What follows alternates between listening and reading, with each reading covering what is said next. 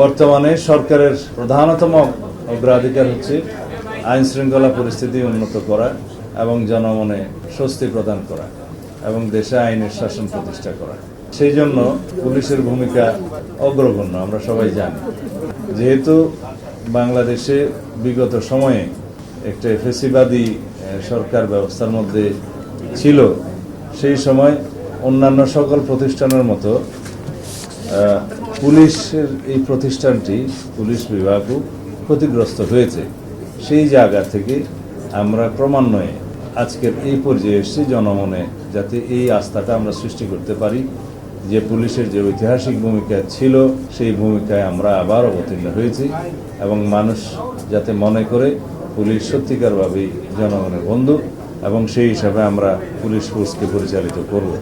আমি সবার মধ্যে তাদের বডি ল্যাঙ্গুয়েজ দেখতে পেয়েছি, তারা সবাই সংকল্পবদ্ধ। দেশ ও জাতির কল্যাণে তারা যে কোনো রকমের ত্যাগ স্বীকার করতে প্রস্তুত এবং তাদের প্রতিষ্ঠান হিসাবে তাদের কপালে যে অতীতে কালিমা লেপন করে দেওয়া হয়েছিল সেই জন্য তারা নিজেরা দায়ী নয়।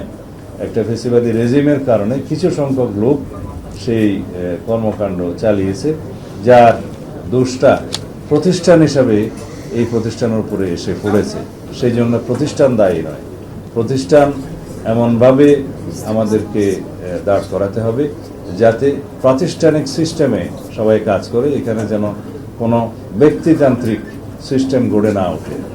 রুল অফ ল আমরা প্রতিষ্ঠা করব এবং পুলিশ আইনানুগভাবেই চলবে।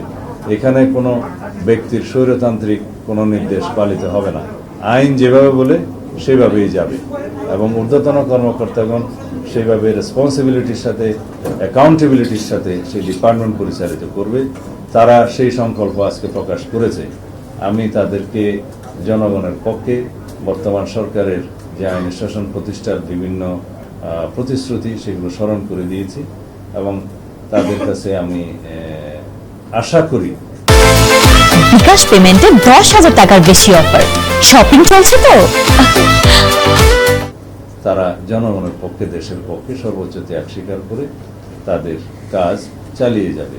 তো এটা আজকের প্রধানতম আমাদের বক্তব্য ছিল। আমি তাদের বিভিন্ন সমস্যা, ডিপার্টমেন্টাল সমস্যা কি আছে, আমরা কি করতে পারি, কোথায় জনবলের সমস্যা আছে, ইকুইপমেন্টসের সমস্যা আছে ইত্যাদি জানতে চেয়েছি। তবে দুইটা বিষয়ে আমি অনুশাসন দিয়েছি যে আমরা খুব শিগগির দেশব্যাপী, বিশেষ করে ঢাকা থেকে আমরা শুরু করব, আমরা চাঁদাবাজদের তালিকা প্রস্তুত করে সেই হিসাবে তাদেরকে আইনে আওতায় নিয়ে আসার ব্যবস্থা করব খুব শিগগির। 2, যারা অস্ত্রধারী, সন্ত্রাসী, দাগী আসামি, যারা সমাজে বিশৃঙ্খলা সৃষ্টি করছে তাদের একটি তালিকা প্রণয়ন করা হচ্ছে। সেটা নির্মোহভাবে তালিকা প্রণয়ন করা হচ্ছে এবং আনবায়াস তালিকা প্রণয়ন করা হচ্ছে। সেটা আমরা স্ক্রুটিনি করে তাদেরকে আইনের আওতায় নিয়ে আসার ব্যবস্থা করব খুব শিগগির। এই দুইটা বিষয় আমরা অগ্রাধিকার ভিত্তিতে নিয়েছি। আশা করি এদেশের সকল জনগণ, আপনারা সবাই সেটাতে আমরা সহযোগিতা দেবেন এবং সহযোগিতা পাব। আমরা সেই দিকেই যাচ্ছি। আমরা জনগণকে এইভাবে আশ্বস্ত করতে চাই যে আমাদের সর্বোচ্চ প্রচেষ্টা থাকবে যাতে দেশে শান্তি শৃঙ্খলা বজায় থাকে, আইনের শাসন প্রতিষ্ঠা হয় এবং জনগণের স্বস্তি থাকে। এইভাবেই আমরা এগোতে চাই। আশা করি আপনারা এই মেসেজটি সারা জাতিকে দেবেন এবং আপনাদের মাধ্যমে সারা জাতি অবগত হবে। আশা করি আমরা যাতে খুব শিগগিরই আমাদের কর্মকাণ্ড পরিচালনা করতে পারি যেভাবে আমরা পরিকল্পনা করছি এবং আমরা যাতে সফল হতে পারি সেই জন্য সবাই সহযোগিতা করবেন।